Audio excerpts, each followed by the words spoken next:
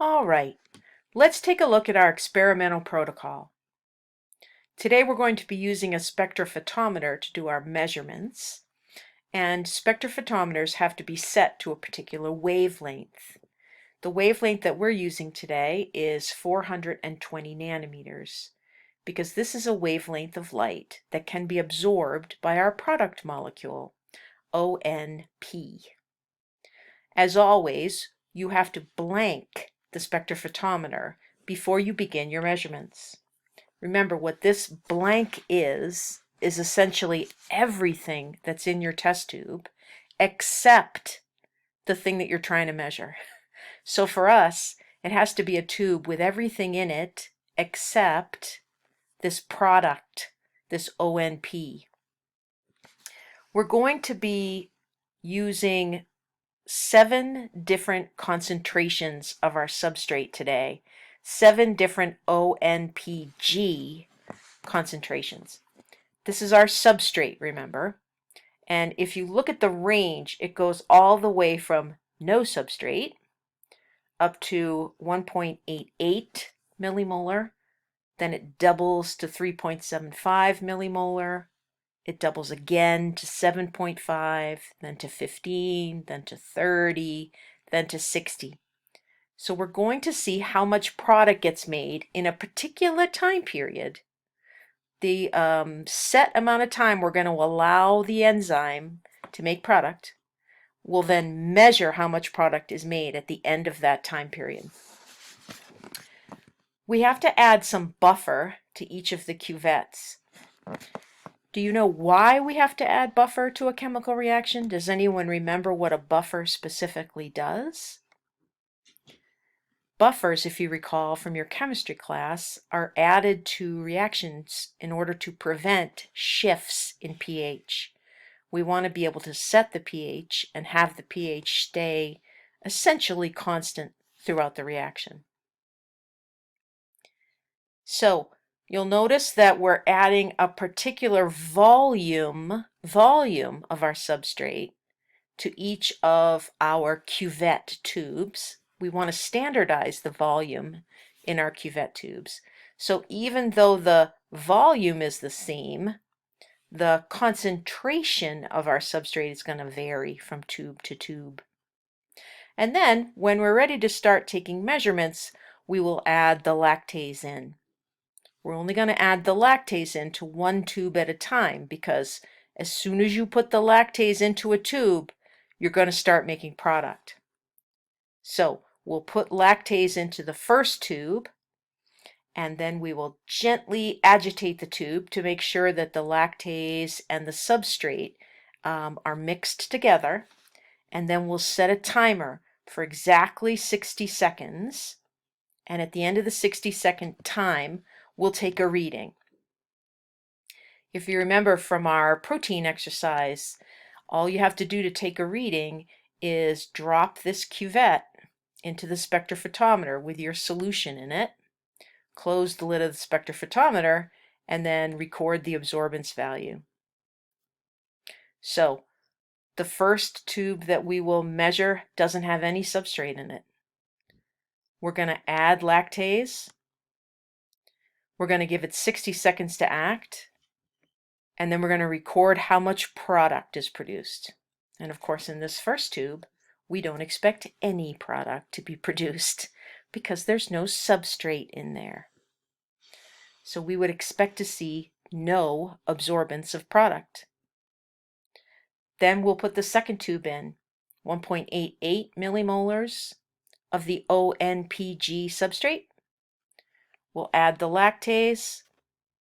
We'll give it 60 seconds to react, and then we'll take a measurement. And we'll repeat this process for each of our 7 cuvettes. All right. This brings us to the questions that I want you to answer for me on the handout that you downloaded from Canvas. Let's go through the questions first together, and then you can pause the video and take a moment to answer them on your own copy of the handout. The first question says, which molecule inside the tube is absorbing the light at 420 nanometers? What do you expect to see? What do you expect to happen to the absorbance readings, in other words, as you add the same amount of enzyme to higher and higher concentrations of substrate, ONPG? At some point, the absorbance reading should plateau because all of the active sites in the enzyme molecules will be bound at the same time. We talked about this. We talked about this process called enzyme saturation. The question is there any way to predict when the absorbance readings will plateau? In other words, can we look at our concentration of substrate and know whether or not we're going to see the plateau today? Give that a little thought. Then we have some questions about our experimental groups. For a pH of 5.0, a lower pH than what our enzyme normally acts in. Remember, the optimal temperature for our lactase enzyme is 7.3. So this is a much lower pH of 5.0. This is an acidic pH. There will be more hydrogen ion in this tube than there is in the tube of 7.3 pH. What do you think is going to happen? Make a prediction. Do you think the absorbance readings at each of our concentrations will be the same as they are in the control group of pH 7.3? Do you expect them to be less than? Do you expect them to be greater than? In other words, do you think at this pH our enzyme will make the same amount of product, less product, or more product? Make a prediction. Do the same thing for a pH of 8.0 and for a lowered temperature of 0 degrees centigrade and for an increased temperature of 50 degrees centigrade. Go ahead and make some predictions. Pause the video now, type the answers to these questions, and save your document to your computer. At the end of this video series, you'll be uploading your answers to the questions to Canvas so I can give you some points. Now let's take a look at our data. In this first table, we have the results from our control group. In the left-hand column, you can see the concentration of ONPG. These are the 7 cuvettes that we added lactase enzyme to, one at a time, and then put inside the spectrophotometer. And over here on the right-hand side, we can see our readings, our absorbance readings at 420 nanometers. Now, let's think about this data for a minute.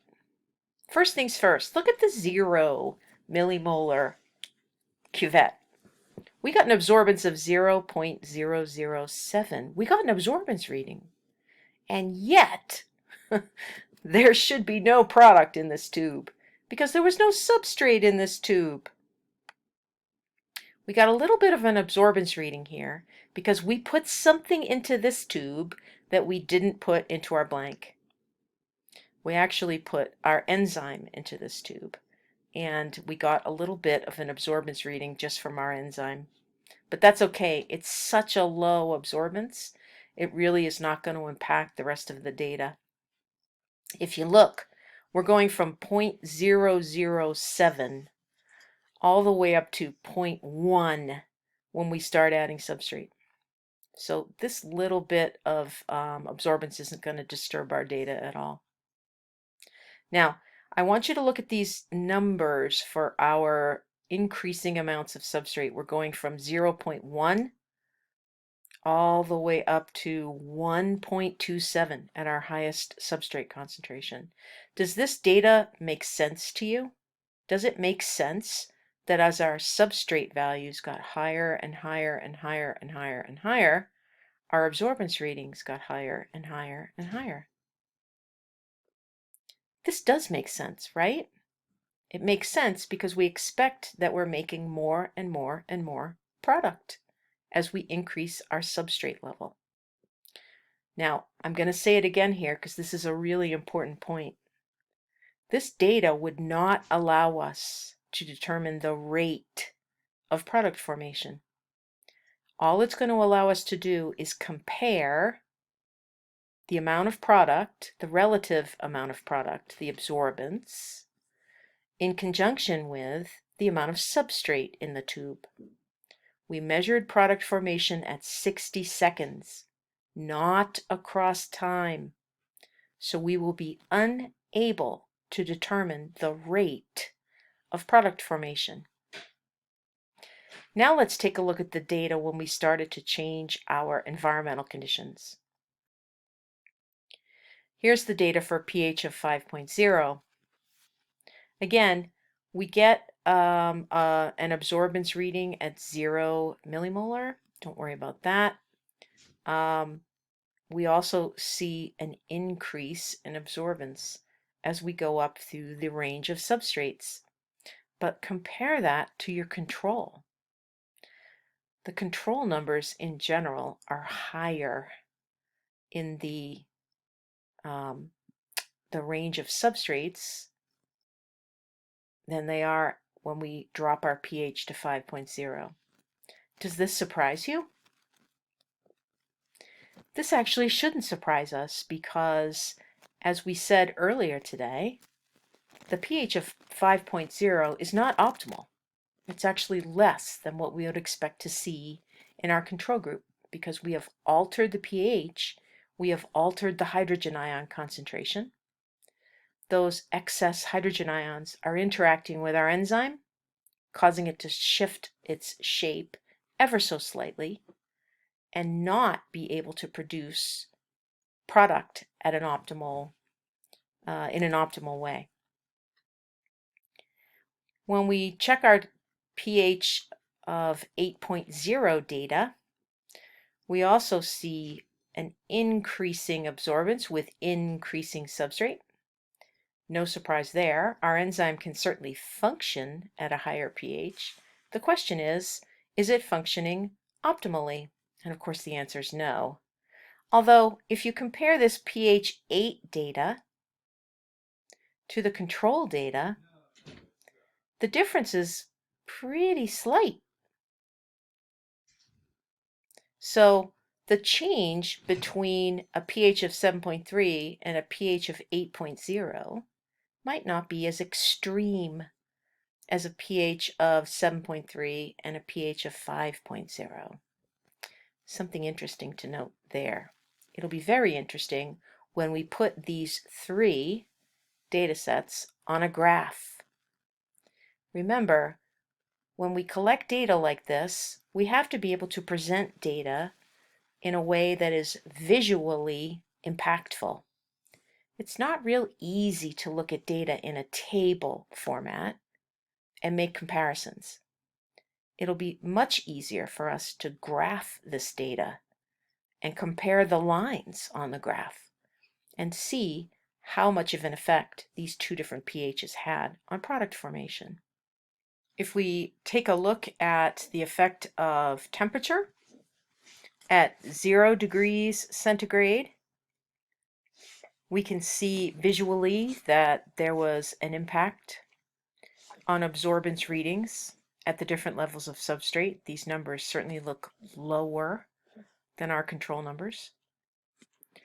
And if we look at the data for 50 degrees centigrade, we see still another pattern. Certainly a couple of these numbers jump out to my eyes. When we get up into the higher range of substrate concentration, we're making quite a bit of product here. It will be interesting to see how the 50 degree centigrade group compares to the control group. So this brings us to the end of our data set. Remember to answer the questions on this handout, save them to your computer, and then upload them to Canvas for credit. The next time we get together, for Thursday, we will talk about what we're going to do with our data set. And we'll see you then.